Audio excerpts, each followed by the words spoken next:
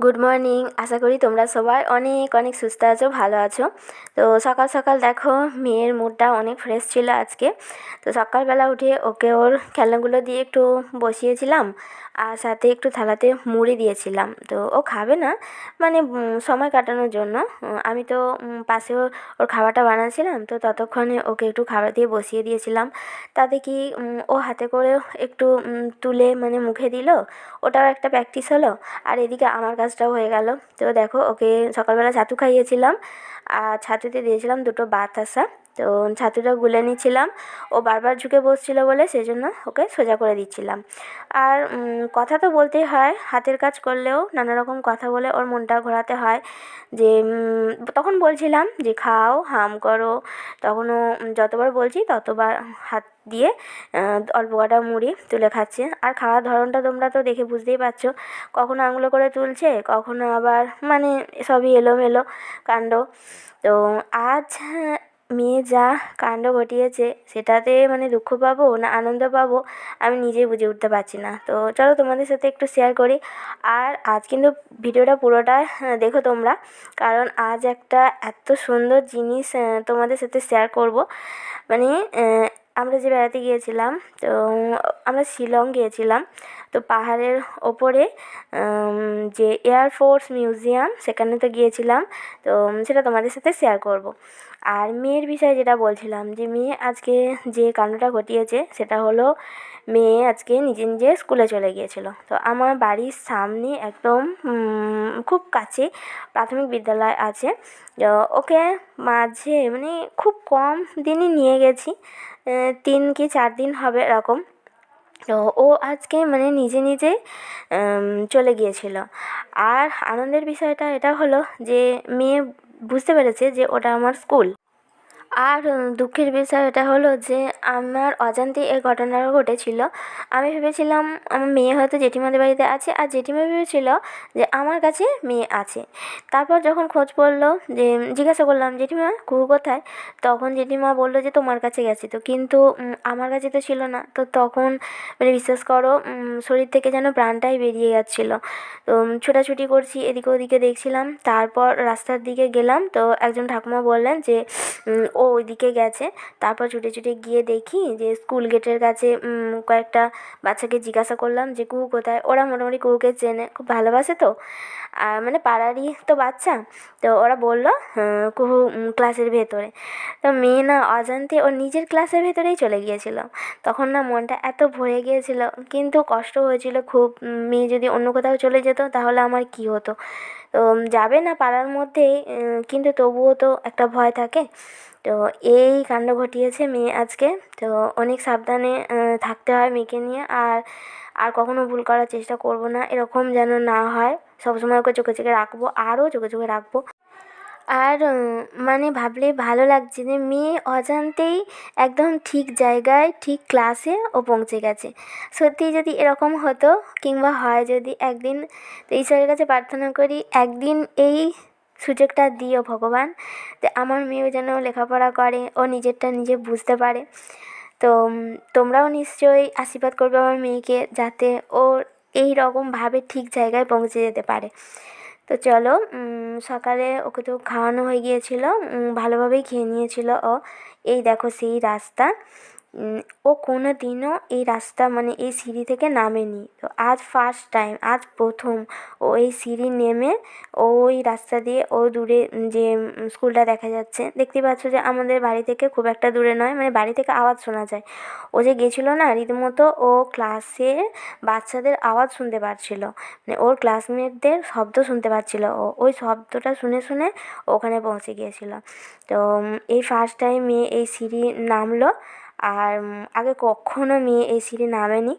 আর এই দূরে এটা আমাদের বাড়ি, আর এদিকে এটা জেঠিমাদের বাড়ি। তো ও ওই বাড়ির পাশ দিয়েই নেমেছিল, মানে জেঠিমাদের বাড়ির পাশ দিয়ে। তো চলো এবার তোমাদের সাথে এয়ারফোর্স মিউজিয়াম শেয়ার করছি। তো বেশি কথা বলবো না, তোমরা শুধু দর্শন করো। আর যুদ্ধ বিমান সম্বন্ধে এখানে মানে সব কিছু খুব সুন্দরভাবে সাজানো আছে, দেখে একদম চোখ জুড়িয়ে যাচ্ছিলো। তো মেয়ে খুব আনন্দ করেছে, মেয়ে খুব মজা পেয়েছে। তো আমরা শিলংয়ে গিয়েছিলাম, তো শিলংয়ের পাহাড়ের ওপরে এই মিউজিয়ামটা আছে। তো চলো বেশি কথা বলবো না, তোমরা দেখতে থাকো।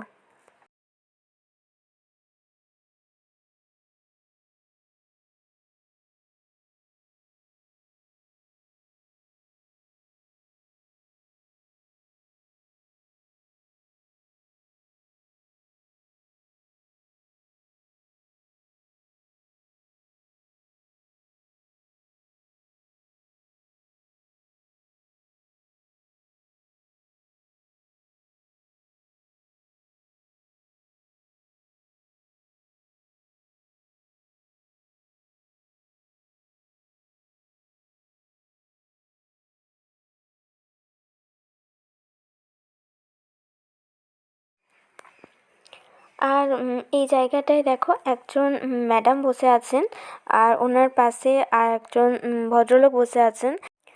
ওখানে দাঁড়িয়ে কিছুক্ষণ দেখলাম যে ওই ম্যাডামের কথা অনুসরণ করে ওনারা সেই কথা পালন করছেন। আর বিমান চালানোর মানে একটা শখ বলতে পারো, মানে শখ, একটা মনে তো ইচ্ছা থাকে সবারই, তো সবার নাও হতে পারে।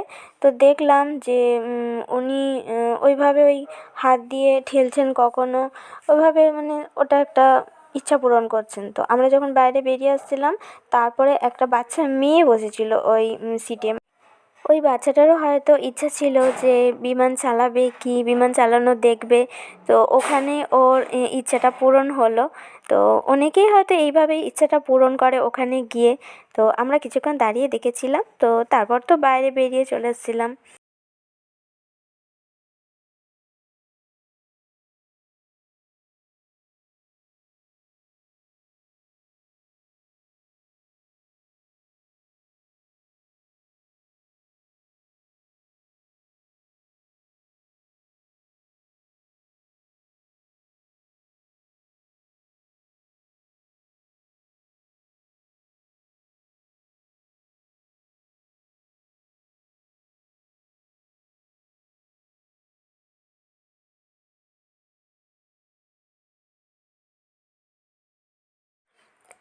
এসব জিনিস না দেখলে তো মানে জানতেই পারতাম না, আমরা তো জানতেই পারতাম না যে মানে আমাদের তো ধারণার বাইরে এইসব।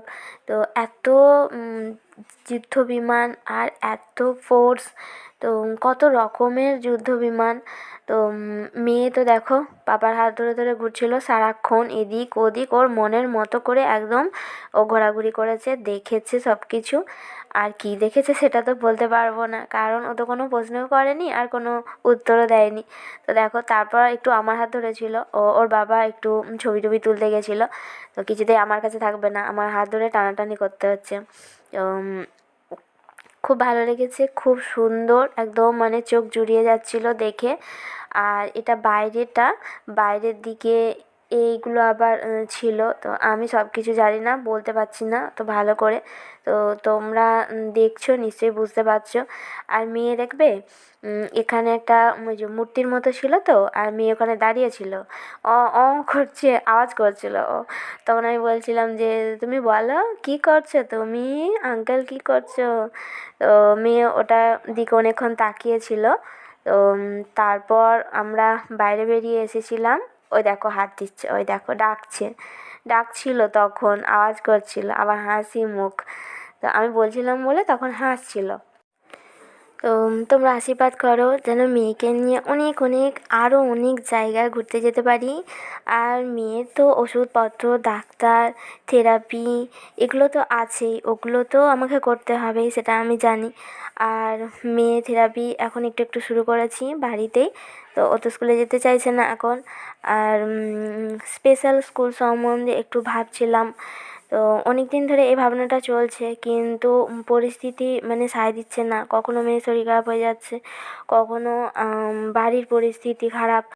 তো সেই জন্য আগাতে পারছি না। আর এখন মেয়ে তো 7 বছর বয়স, এখনও সময় আছে। তো বাকিটা আবার শেয়ার করব। তোমরা সুস্থ থেকো, ভালো থেকো, আর আমার ভিডিও দেখতে থাকো। টাটা।